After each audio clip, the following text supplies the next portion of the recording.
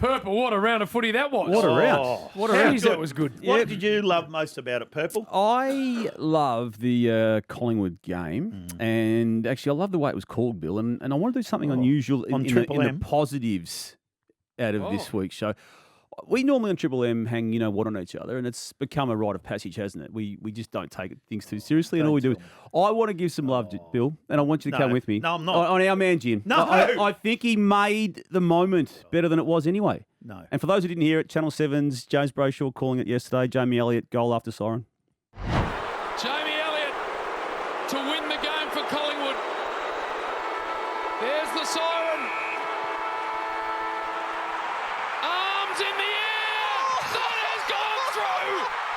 Jamie Elliott has won the game of footy for this famous club. In all seriousness, well done, Jim. And you nailed the Josh Dacos goal too in the first quarter. I have never seen a ball flushed better than that. And I was very Jack fortunate Nunes? to be, and that was a magnificent kick. So Gary did you call that Rowans too? got a bit of a Terry Alderman outswing about it. Still went through, so you don't Did care. you call mine?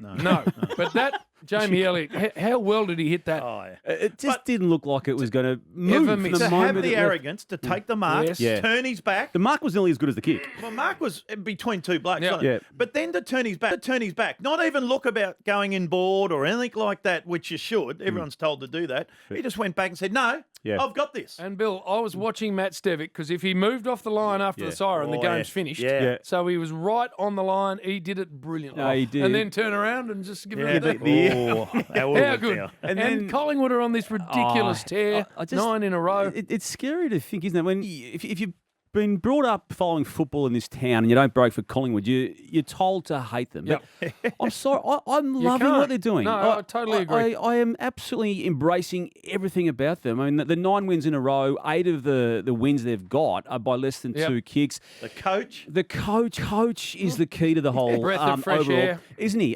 They're playing kids. Ash Johnson, Josh Carmichael, guys who were taken in the 2019-2020 mid-season drafts, and they're giving them responsibility. Carmichael kicked, as you know, the 2 goals in the last quarter. Yeah. Johnson kicked 3 goals in on the fire, first really. quarter. Jack Crisp, who just doesn't miss a game of footy, got them McCreary. going again. McCreary, Murphy. Like him. Yeah, there's What so about much to like. Did you see the vision of the Bruz Maynard?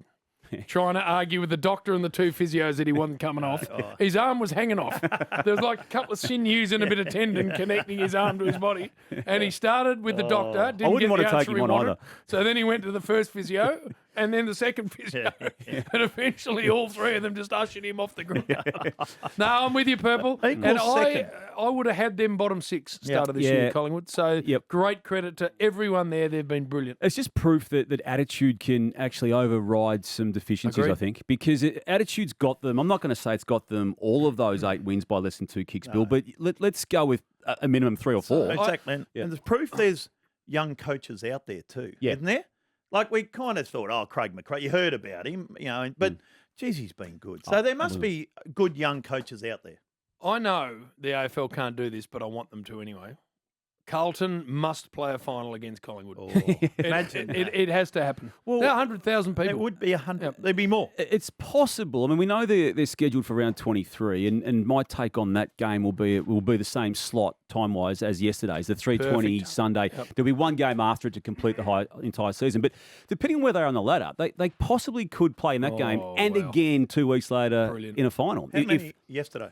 72,000. Yeah, they'd get every bit of that for. They'll probably get another They're in 20 the for 90s. for the round 23 game. No, that was brilliant. I love Geelong and Port Adelaide. That was one of the better games we've seen for the season, I reckon. It was, and again, we're talking about Josh Carmichael and Ash Johnson, about Collingwood, about Tom Atkins and Brad Close. Again, these guys were taken in rookie drafts, Bill, 2019, 2020.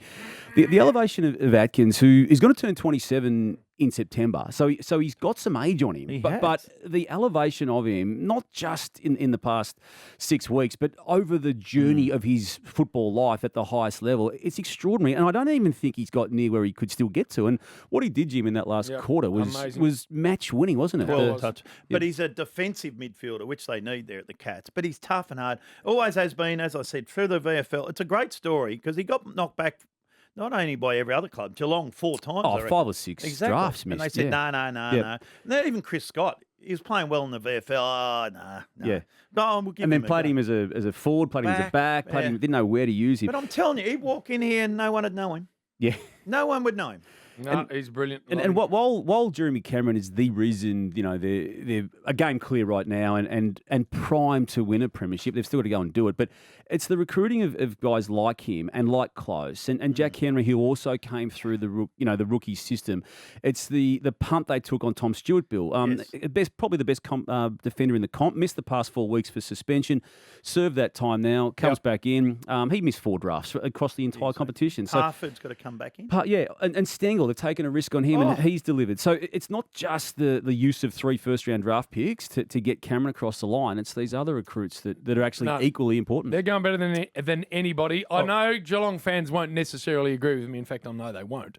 But I also loved Dixon on De Koning too. Yeah. Just said, listen, boy, you're going all right, but you're playing against a man, and I'm just going to push you around a little bit. And he took it personally. Well, the Cats That's exactly what you should do when you're up against a young Cats fella. fans weren't happy with him. Of course they weren't, but you love that if you're a Port fan. Yeah, that's right. And he was good there for a while. Man, 23 possessions. Turn the game. Yeah. Charlie Dixon. And the learning curve that De Koning's on, that will condense that learning. And I won't loved watching how annoyed he was too, because you could tell it mattered to him.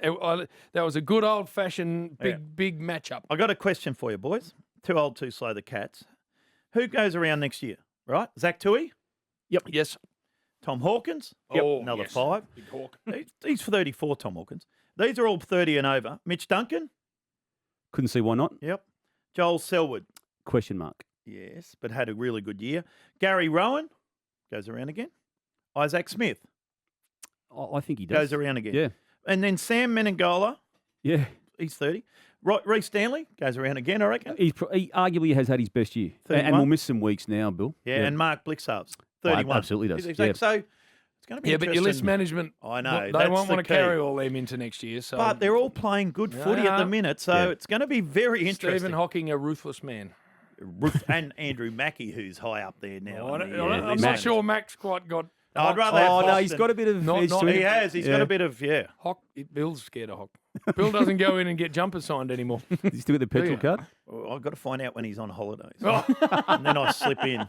Paul and Damo next on the Rush Hour. Triple M. Damian Barrett is in the studio chatting round 19. And the Dogs we've got to mention, a very, very good winning against Melbourne. Need to mention them because it was after round 17 when they'd lost to Sydney and Luke Beveridge started making comments publicly that the best of the opposition had gone past them and that the future was in focus as much as the now. And then they come out in round 18 and have a really good win against St Kilda. Yep. And then against Melbourne, their most loathed current rival, they just did a number on them too. And it was the statement game that Jamara Ugle-Hagan had been semi-threatening, but certainly delivered on. And I think equally, in fact, more importantly to whatever happens with them, Marcus Bontempelli is now right again. And it's taken him until round 19. He was injured, banged up. He'll never want this made public, but he was really sore from an early stage of the season. He then got sick and ill, not with COVID, obviously, but just in a virus way that detracted from his workings. He's back. And his past fortnight has been as good as ever for him, which says something. Yep. And they're a chance, aren't they? Geelong, Fremantle, GWS and Hawthorn, they're their remaining 4 games, Bill. Let's give them 2 of those, and they're currently in the 8th, so 2 might be enough to stay in there. 3 would pretty much secure it for them. And they'll be a dangerous finalist Very if they much. get in there. And they've done that twice before under the Beveridge regime where they can just get on a roll, which they might just start to do.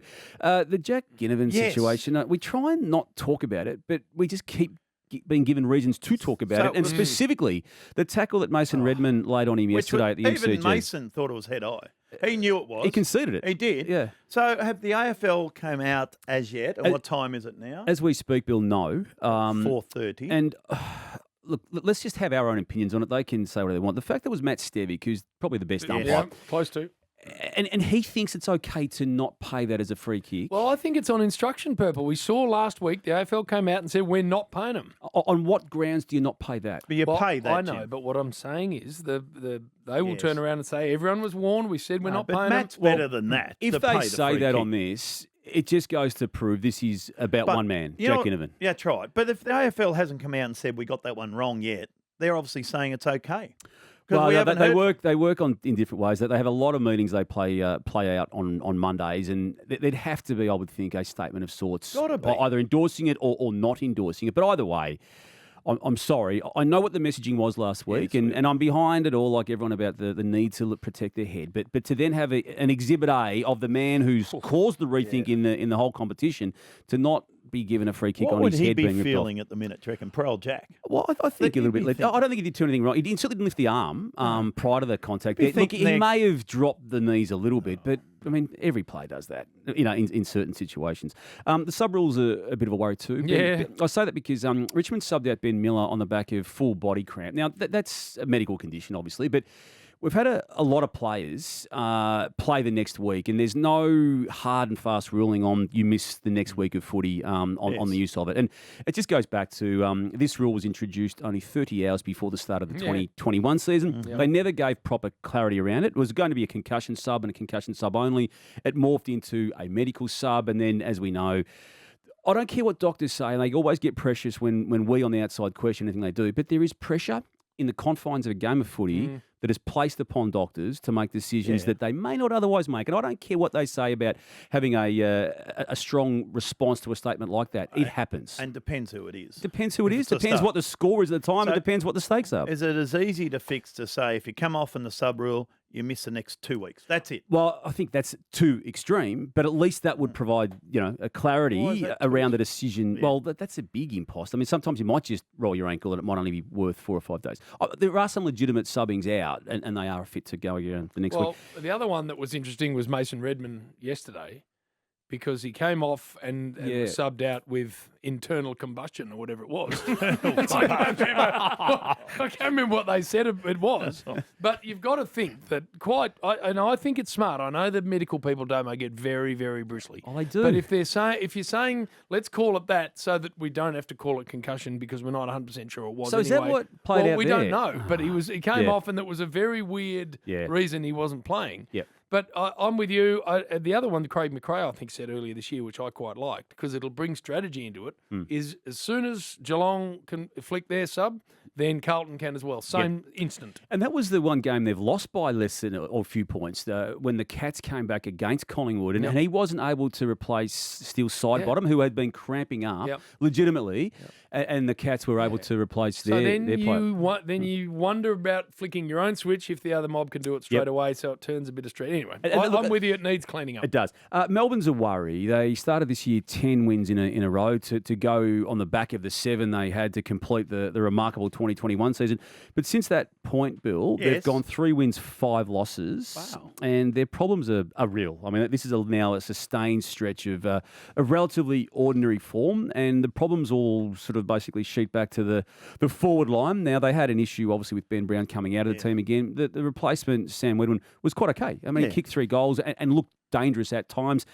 But without Tom McDonald, who is still the lesser name of a lot of those Melbourne players, his role last year is looking far is better. he away from playing? I think it's still very much line ball if he gets back at all, and that's the worry, isn't it? Yeah. But again, if you brought back Bren Brown, Jake Lever into that side, they're going okay. They probably win the game, don't they? Well, exactly. Yeah. They should have won the game anyway. And they still... Massive game Friday night. After round 19 are sitting second on the ladder. Now it's getting tight and they've lost their gap, but they've still... Freo in Perth is huge. Yeah. Both clubs. That's a massive game. And speaking of Freo, they've got a good one, haven't they, in Hayden Young? Now, we know that when he got drafted pick 7 in the 2019 draft, you knew he was going to be okay, but he's here now. He's here now. 21-year-old kid. Yeah, just looking very much at home. Bloody sad news at Collingwood with Billy Picken passing away. He was only 66, one of the best and most loved players at that club.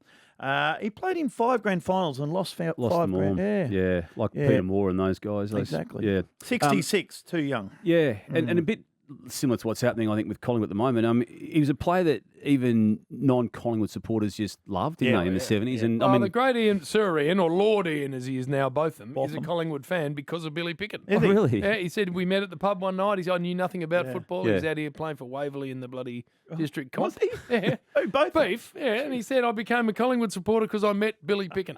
And they became great mates. Yeah. I loved watching him play. Yeah. He was nuts. So did he. He called it himself, didn't he? That's unbelievable. Here comes Billy. Look out, here comes Billy. Good on him. Love it. Well done. Anyone else we need to Damo? mention, Purple? I just Bill mentioned it in his very all-encompassing news break off the top, but it is interesting or significant that Kane Lambert has had to succumb to injury because he's been a much-loved Tiger in their 3 premiership wins. And again, we talked about a few players before who've come into the system on the back of a second, third and fourth chance. He was one of those players, wasn't he, who came into it after being overlooked in 4 or 5 different drafts and had an immediate impact and was just, by anyone who has had anything to do with him, will vouch for his person as well. Jack Gunston we loved as well. Yes. With everything he's gone through to Yeah. kick 5, could have kicked 9 He could have. easily. He could have, yeah. He had a day out. They've had 5 different goal kickers the last 3 weeks, Hawthorn.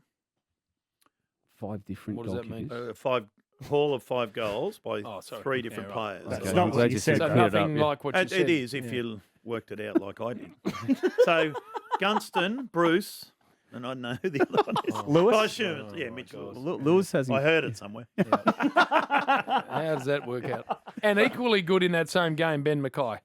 Yeah. If you don't understand what he's doing with 0 help and the most entered defensive 50 in the comp, like 0 third up help, he's on their best forward every week, and he has had an unbelievably good Could he season. weirdly enough be a chance to win the North Best and Fairest? Or could Cubs. easily be. Do they get a priority pick? Because Gill on Friday said they'd be crazy not to go for it. Yeah. So that tells me. they Look, go- I think, every time this conversation comes Just up, yes or no, Dave. no, Don't have to they don't deserve a priority pick because Yes. they've got bigger problems than just getting That's access all I to another wanted. Good. talent. I'm with you. That's Well not the done. question, though. He didn't ask if they deserve one. He said, will they get one? And he said no. Will they get one? Yep. They'll get one late. So they don't deserve one, but they'll get Well, one. that's the way the AFL works. And it'll be Bill. late. It'll be. I can't imagine it being pick 2. I like it, Purple. No. Always good from you. Yeah, it's I'm good not sure today. much else will be good in this show because I can see too much Bill on this running sheet. And he's not a good Monday operator. No, he's not a good It's not Monday. a good Monday, Tuesday, Tuesday, Wednesday. Wednesday. Oh, Good one, Damo. Damo's recovery session.